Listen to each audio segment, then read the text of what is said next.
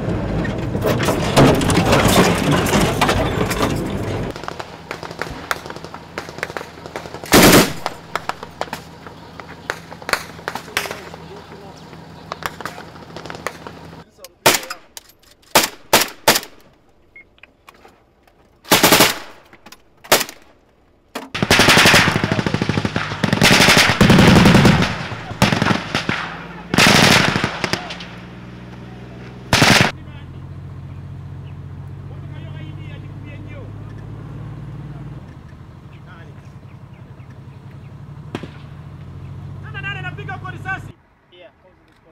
Okay. So this thing was actually kept somewhere there. Transmitter. Receiver.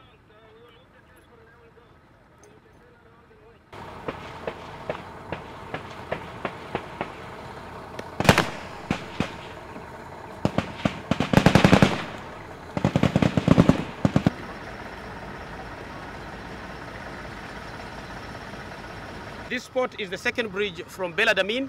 This is the bridge between Qoryooley and Beladamin, where our main detachment is.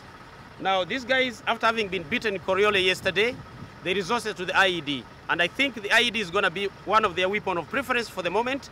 What has happened here is that they planted an IED right on this bridge and put a remote-controlled battery that detonates the IED.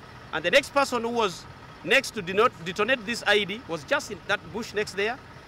All he needed to do is to wait for a vehicle to reach here. Then he presses the remote-controlled exploder, and the bomb went off, and we lost one Caspir, but we are towing it back. This was a mortar shell, I think. Yeah, but it's bigger. It's not a mortar. It's maybe 120. Yeah, it's a bigger shell.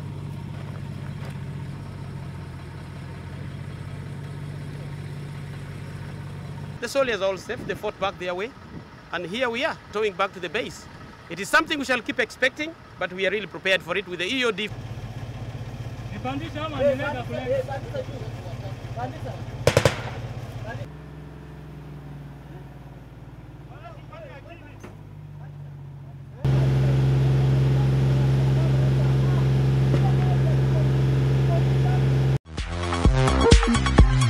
Anche.com.